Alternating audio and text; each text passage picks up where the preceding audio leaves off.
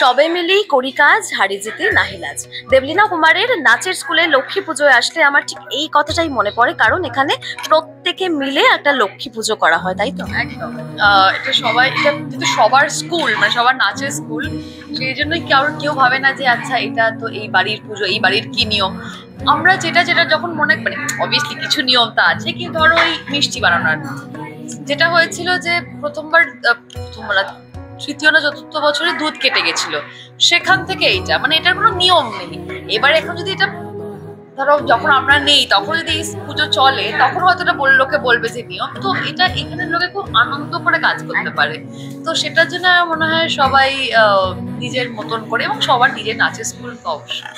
সন্দেশ প্রত্যেকবারই বানানো হয়, তবে সন্দেশের কিন্তু একটা বেশ ভালো ইতিহাস রয়েছে প্রত্যেকবার। এবার নতুন ইতিহাস লেখা হয় একবার এবারে যার কথা মানে আমার একজন স্টুডেন্টের বিয়ে হয়েছে, তো তার যে হাজবেন্ড মানে আমাদের নতুন জামাই, সে ময়রার কাছ থেকে গিয়ে শিখে এসছে কি করে সন্দেশ বানানো হয়। তো তার কথা শুনে আমরা ময়রার অনুযায়ী মিষ্টি তৈরি শুরু করেছিলাম, কিন্তু মাঝপথে দেখা গেল যে সেটা হচ্ছে না, মানে আমাদেরই কোনো ভুল হবে, ডালা ডালা হচ্ছে, সেটাকে আবার মিক্সিতে আমরা পেস্ট করেছি, করে এটা তৈরি হয়েছে। এবং যতক্ষণ না খাওয়া হবে, এবং এই নাড়ুটারও গল্প আছে, ওই যে নাড়ু করে, যেহেতু ওর বিয়ে হয়েছে, ওর বরের ইচ্ছা অনুযায়ী ও চিনির নাড়ু চেষ্টা করেছিল, এটা হয়নি চিনির নাড়ু, কারণ নাড়ুর মধ্যে মিল্ক মেড চলে গেছে। আচ্ছা, তো এইটা কি হয়েছে এটা জানার জন্য আমরা সবাইকে রাত্রি অবধি অপেক্ষা করি। কিন্তু এই যে মন থেকে করাটা যেটা তুমি শুরু করেছিলে, এটাই বোধহয় আসল।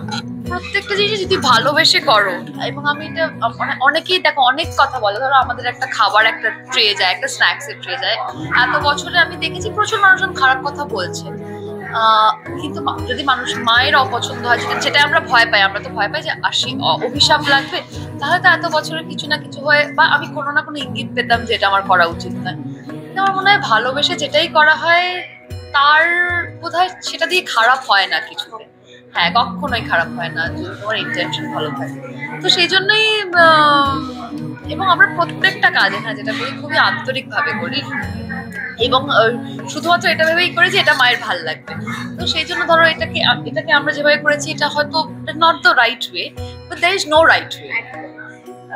তো সেই জন্যই মানে এগুলোকে আর ভাবি না যে এটা এইভাবে হলো না, বা এবারে বাবা এটা তো করা হলো না, এইটাকে কখনো মাথায় আনি না। তুমি ভালো লাগা থেকেই মাকে যেভাবে সাজানো, একটু সেটা বলো।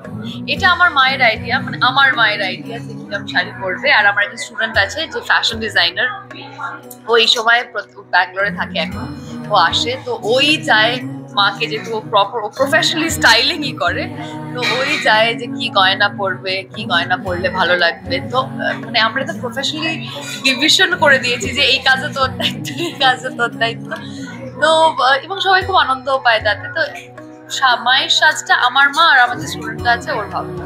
আর ভোগের দায়িত্ব আমি জানি যে পায়েস আর পোলাওটা প্রত্যেকবার তোমার দায়িত্ব। হ্যাঁ হ্যাঁ, যেটা অন্য ওটা আমার। আর আমি পায়েস খুব ছোটবেলা থেকে করে এসেছি, পায়েসের আন্দাজ মোটামুটি আছে, বলে এবারে আমার মনে হয় মিষ্টিটা বেশি হবে, কারণ তখন একটা ফোন এসেছিল, আমি চিনিটা বেশি দিয়েছি আমার চোখের আন্দাজে, আমার ধারণা।